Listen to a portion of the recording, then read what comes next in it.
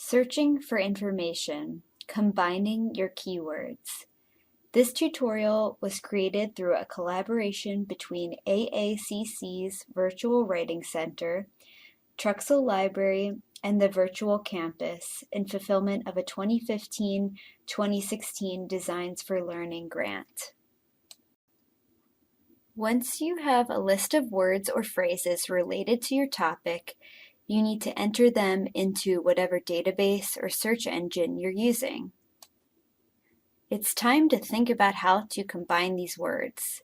Here are some tips for putting together an effective search.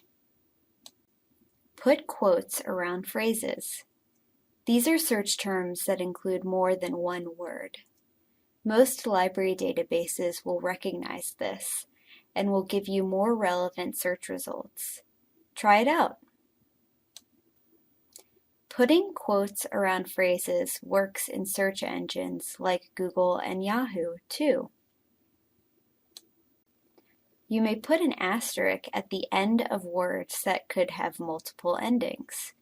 For example, searching for teen with an asterisk will come back with words beginning with teen and ending with anything. Before you start searching, it's a good idea to brainstorm for related words and concepts. Let's say you're looking for information on teens and social media. Can you think of concepts related to these ideas?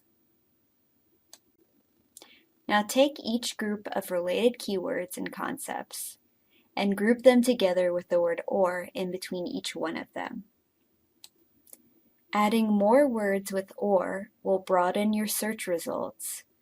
The more words you add with "or", the more results you'll get. Take the group of search words you've combined with "or".